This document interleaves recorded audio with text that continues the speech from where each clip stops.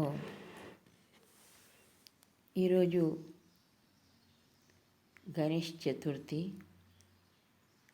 అందరూ గణేషుని పూజించడము, గణేషుని ఉత్సవాలు చేసుకోవడము, ఈ 9 రోజులు నిరంతరము గణేషుని యొక్క పూజా పద్ధతితోని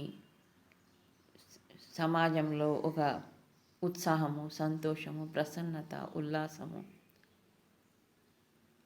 అంతటా వ్యాప్తమై ఉంటుంది. సో ఈ వాస్తవంగా గణపతి గురించి వేదం ఏమంటుంది అది మనం తెలుసుకుందాం. యజుర్వేదం యొక్క 23వ అధ్యాయంలో 19వ మంత్రం ఇది. ఓం గణానాం త్వా గణపతిం హవామహే ప్రియాణాం త్వా ప్రియపతిం హవామహే నిధీనాం త్వా నిధిపతిం హవామహే వసో మమ ఆహమజాని గర్భదం ఆత్మమజాసి గర్భదం. ఓ జగదీశ్వర, మేము గణానాం అంటే సమూహానాం, సమస్త గణముల మధ్య, సమస్త సమూహముల మధ్య, ఈ బ్రహ్మాండమంతా అన్ని రకాల సమూహములతోనున్నాయి. పక్షిగణం, పశుగణం, మనుష్యగణం, దేవగణం, సూర్యచంద్రాదుల యొక్క సమూహము, నక్షత్రాల సమూహము, వృక్ష సమూహము, పృథ్వీ ఆది గోళముల యొక్క సమూహం, ఎన్నో పృథ్వీలు, ఎన్నో సూర్యులు, ఎన్నో చంద్రులు, ఇవన్నిటి యొక్క సమూహం యొక్క గణపతి, వీటన్నిటిని పాలించేవాడవును. త్వా నిన్ను హవామహే మేము ఆహ్వానం చేస్తున్నాము, నిన్ను స్వీకరిస్తాము. ప్రియాణం ఈ లోకంలో ఎన్నో ప్రియమైన వస్తువులు ఉన్నాయి, ఎన్నో ప్రియమైన విషయాలు ఉన్నాయి. కానీ ప్రియాణం ప్రియపతిం అన్నింటికన్నా ప్రియమైన వస్తువులను అన్నిటిని పాలించేవాడు, రక్షించేవాడు నువ్వు. ఏవైతే సమస్త లోకంలో సుఖమును, శాంతిని, ప్రసన్నతను, ఆనందం ఇచ్చే విషయాలు ఉన్నాయో వాటిని అన్నిటిని నువ్వు రక్షిస్తావు, నువ్వే ఉత్పన్నం కూడా చేసినావు, నువ్వే దానిని పాలిస్తావు, పోషిస్తావు. అటువంటి నిన్ను అతి ప్రియమైన సుందరమైనటువంటి వస్తువులను పాలించే నీవు త్వా హవామహే, నువ్వు ఏదైతే ఉన్నావో దానిని నేను కనుక్కొని దాని గురించి స్తుతించేవాడిని కావాలి. ఎప్పుడు స్తుతించగలుగుతాము? ఎప్పుడైతే తెలుసుకుంటామో అప్పుడే స్తుతించగలుగుతాం. ఎవరి గురించి ఏమి తెలియదో ఏమి వాళ్ళ గురించి చెప్పలేము మనం. అందుకే వేదంలో కానీ మన ప్రార్థనలో కానీ ఈశ్వరుని యొక్క స్తుతి ఉంటుంది. స్తుతి ఎందుకు చేయబడుతుంది అంటే ఆయన పరిచయం ఇవ్వబడుతుంది. దాని ద్వారా ఎవరైతే నిజంగా ఈశ్వరుని అనుభూతి చేస్తారో వారు ఆ స్తుతిని చేయగలుగుతారు. ఎవరైతే భక్తులు స్తుతి చేసిండ్రో అది ఇతరులు దాని యొక్క శబ్దాలను అనుకరిస్తుండ్రు. కానీ వాళ్ళు ఏది అనుభవించిండ్రో అది అనుభవించేటటువంటి మార్గంలో మనకు నడవడానికి ఇది ఒక అవకాశం. అందరూ అనుకుంటారు పరమాత్మని ఎందుకు స్తుతించాలి? ఎందుకు స్తుతించాలంటే ఏవైతే అవి అత్యంత ప్రసన్నమైనటువంటి, అత్యంత ఉన్నతి చేసేటటువంటివి, అత్యంత గొప్ప తత్వాలు ఏవైతున్నాయో మళ్ళీ మళ్ళీ నువ్వు దాన్ని ఆవృత్తి చేసుకుంటే నీ లోపట ఆ గుణాలు నీ లోపట ఒక స్థానం తీసుకోగలుగుతాయి. మామూలు విషయాలని నిరంతరం గమనించడము, నిరంతరం స్వీకరించడం, నిరంతరం వాటిని మాట్లాడడం, అవే విషయాలు మన దగ్గర గూడు కట్టుకుంటాయి, అవే స్థానం తీసుకుంటాయి, అవే మనకు మళ్ళీ జీవితంలో ముందుకు తీసుకెళ్తాయి. అందుకే వేదము మళ్ళీ మళ్ళీ ఈశ్వరుని వర్ణన చేసి ఈశ్వరీయ తత్వంతో మనల్ని యుక్తం చేయడానికి నిరంతరం ప్రయత్నం చేసింది. త్వా అవామహే నిన్ను మేము ప్రశంసిస్తాము, ఆహ్వానిస్తాము. నిధీనాం ఈ లోకంలో ఎన్ని ఐశ్వర్యాలు ఉన్నాయో, విద్య, అన్ని రకాలుగా పుష్టిని చేసేటటువంటి తత్వాలు, ప్రతి దాంట్లో ఒక విశిష్టత ఉన్నది.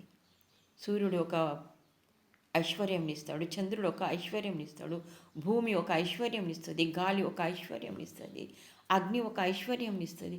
ఈ లోకంలో ప్రతి పదార్థం ఏదైతే ఈశ్వరుడు సృజించిండో ప్రతి దాంట్లో ఒక ఐశ్వర్యం ఉంది. సో అటువంటి నిధీనాం సమస్త నిధులను పుష్టి చేసేవాడు నిధిపతిం, అన్ని పదార్థాలను విద్యాది సుగుణాలను రక్షించేవాడు, పాలించేవాడు. త్వా హవామహే, నిన్ను స్వీకరిస్తాము, నీ యొక్క తత్వాలను మా లోపట స్థాపించుకుంటాం. హే వసు, హే పరమాత్మ, నువ్వు వసించేవాడు, సర్వత్ర వసించే ఉన్నావు. నువ్వు సమస్త జగత్తు నీ వాసమే ఉంది, నీ నివాసం ఇదంతా. వసు మమ, నా లోపడి కూడా నువ్వు నివసిస్తున్నావు, కానీ నేను నీ యొక్క వాసనను పట్టుకోలేకపోతున్నాను. నీ నుంచి చాలా చాలా దూరం ఉన్నాను. అందుకే నీ యొక్క వాసము నా లోపట ఉన్నా కానీ దాన్ని అనుభూతి చేసుకోలేకపోతున్నాను. స్వామి, నాకు ఇటువంటి శక్తిని నువ్వు నాకు ఇంత దగ్గరగా ఉన్నందుకు నేను దాన్ని పట్టుకునే శక్తి నాకు ప్రసాదించు, దాన్ని అనుభవించే శక్తిని నాకు ప్రసాదించు. వసు మమ గర్భధం, నువ్వు అన్నిటి యొక్క గర్భంలో ఉన్నావు, అన్నిటి లోపట ఉన్నావు, అన్నిటినీ నీ గర్భంలో ధరించి కూడా ఉన్నావు. త్వం అజాసి, నీవు అజాసి, అజ అంటే జన్మరహితుడవు. నువ్వు ఇంత గొప్ప వైభవం ఉంది, నీకు జన్మ అవసరం లేదు. నువ్వు ఎప్పటికీ ఉంటావు కాబట్టి నీకు జన్మ దొరకడము, పోవడము, రావడము ఇవన్నీ నీకు ఉపయుక్తం కాదు. ఏది ఎప్పటికి ఉంటుందో అది ఎప్పుడు మళ్ళీ కొత్తగా జన్మ తీసుకోదు. అది సర్వత్రా సర్వగుణాలతోని సర్వకాలాల్లో ఎప్పుడు ఒకటే రసంగా కూటస్థునిగా ఉన్నటువంటి నీవు అజాసి, జన్మాది దుఃఖాలతోని రహితుడవై ఉన్నావు, జన్మాదులతోని రహితుడవై ఉన్నావు. కాబట్టి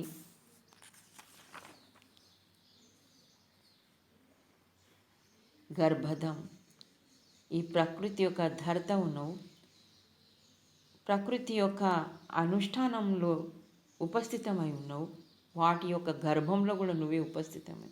అహం అజాని, నేను నిన్ను అన్ని విధాలుగా అజాని తెలుసుకునేటటువంటి శక్తిని నాకు ప్రసాదించు. నిన్ను తెలుసుకోవడము, నిన్ను ప్రాప్తించుకోవడమే ప్రతి ఒక్క ఆత్మ యొక్క ఉన్నతి ఉంది, అదే కళ్యాణం ఉంది, అదే శాశ్వత తత్వం ఉంది.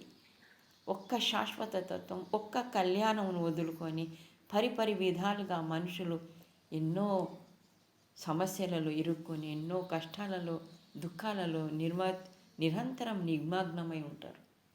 కాబట్టి హే పరమాత్మ, నువ్వు మాకింత దగ్గరగా ఉన్నావు, మా గర్భంలో ఉన్నావు, మా ఈ సమస్త జగత్తు యొక్క గర్భంను ధరించి ఉన్నావు. నువ్వు అటువంటి నిన్ను మా లోపట నీ యొక్క తత్వం వసించి ఉండి నీ యొక్క సాన్నిధ్యం మేము అనుభవించి అహం అజాని, నిన్ను అన్ని విధాలుగా తెలుసుకునేటువంటి శక్తిని మాకు ప్రాప్తింపచేయి. ఈ విధంగా ఒక గొప్ప విషయంను మనకు ఈ యొక్క గణపతి యొక్క స్వరూపంలో వేదం వర్ణించింది. వాస్తవికం నుండి చాలా చాలా దూరం పోతాం మనం, కానీ వాస్తవం పట్టుకోవడానికి కూడా మన పూర్వజులు గణపతిని యొక్క ఒక రూపంను కూడా రూపొందింపజేసి ఆ జగత్ యొక్క స్వరూపంనే అర్థం చేపించడానికి మనం ముందు పెట్టారు. అర్థం చేసుకునే కన్నా కేవలం దానిని పసుపు కుంకుమతోని పూజించి మేము పూజ చేసినామని అనుకుంటాం మనం. కానీ వాస్తవంగా పూజ ఈశ్వరీయ తత్వంను మన లోపట ధరించడమే. గణేశునికి పెద్ద తల పెట్టడము, పెద్ద తల ఎందుకు అవసరం? సర్వజ్ఞాని కాబట్టి సర్వ జగత్తు యొక్క జ్ఞానం అతని లోపల నిహితమైంది కాబట్టి గణేశునికి పెద్ద తల పెడతాం. కళ్ళు చాలా చిన్నగా ఉంటాయి గణేశుని. ఏనుగు కండ్లు కూడా చిన్నగా ఉంటాయి. ఏవి ఏనుగు కండ్లు ఎంత చిన్న వస్తువునైనా చూడగలుగుతుందని ప్రసిద్ధి ఉంది. ఎప్పటి వాళ్ళనైనా ఎప్పుడైనా దానికి హాని చేసినా, ఎప్పుడైనా దానికి ఉపకారం చేసినా ఏనుగు వాళ్ళని జ్ఞాపకం ఉంచుకుంటుంది. అట్లనే పరమాత్మ యొక్క దృష్టిలో ఎవ్వరు కనుమరుగు కాలేరు. నువ్వు మంచి చేసినా, నువ్వు చెడు చేసినా అతడు మర్చిపోడది. అది జ్ఞాపకం ఉంచడానికే గణేశునికి చిన్న కళ్ళు పెట్టి పరమాత్ముడు ఎంత సూక్ష్మ దృష్టి కలవాడనేది నిరూపించడానికి కళ్ళు ఆ విధంగా పెట్టారు. పెద్ద చెవులు.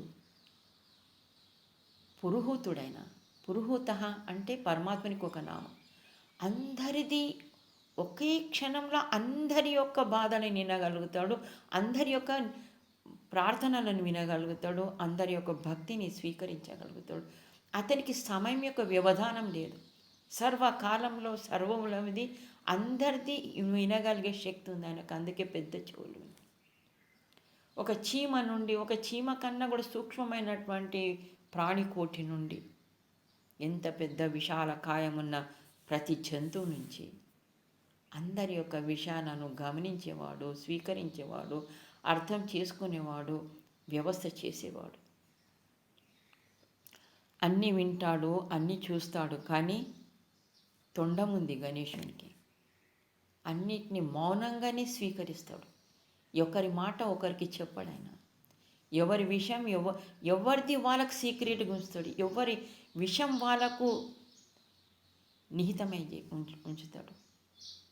కాబట్టి అన్ని స్వీకరించి కూడా ఆయన తన యొక్క మౌనమును జగత్తంతా వ్యాప్తం చేసి ఉంచుంటాడు.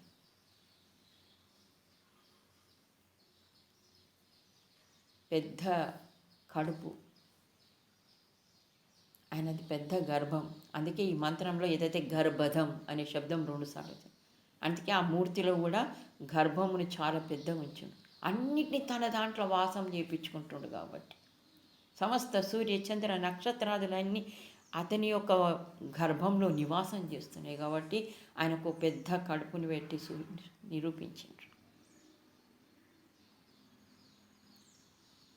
కడుపుకు అంటే నాగేంద్రుణ్ణి కట్టినట్టు ఉంటుంది. అంటే శక్తి స్వరూపంగా ఉంటాడు. నాగంబాము బుసగొడుతుంది ఎప్పుడైనా. అంటే దాని శక్తిని నిరూపించుకుంటుంది. అందరూ నా లోపటనే ఉన్నా, అందరి యొక్కని నా శక్తితోని నేను ధరించి ఉన్నాను అనేది నిరూపిస్తాడు.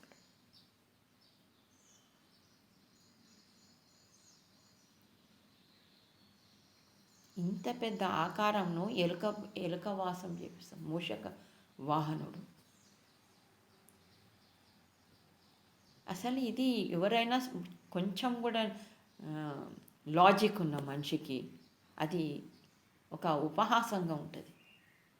కానీ రచించిన వాళ్ళు ఆ ఉపహాసం గురించి రచించలేదు. అది అన్నిటికన్నా శీఘ్రగామి ఉంటుంది ఎలుక. ఇంత ఉన్న పరమాత్మ చాలా శీఘ్రంగా ఉంది. సపర్యగా చుక్రం అకాయం అవ్రణం అస్నావిరం. సపరి అఘాత్, ఆ పరమాత్మ అంతట ప్రాప్తించినాడు. సపర్యగా చుక్రం అకాయ. చుక్రం అంటే చాలా శీఘ్రకారుండు, చాలా పవిత్రం ఉన్నాడు. కాబట్టి ఎలుక ద్వారా ఈశ్వరుని యొక్క శీఘ్రత్వంను ఎప్పుడు మేము ప్రార్థన చేస్తే పరమాత్ముడు ఎప్పుడు వింటాడు అని అనుకుంటారు మనుషులు. ఆయన వింటాడు, కానీ మన కర్మల యొక్క ఫలాలే మనల్ని అడ్డగిస్తాయి. అందుకే ఈశ్వరుడు మళ్ళీ మళ్ళీ వేదం ద్వారా ఉపదేశించింది శ్రేష్ఠ కర్మలు చేసి శ్రేష్టమైనటువంటి సుఖాలను అనుభవింపజేసుకోవడానికి. ఓం శాంతి.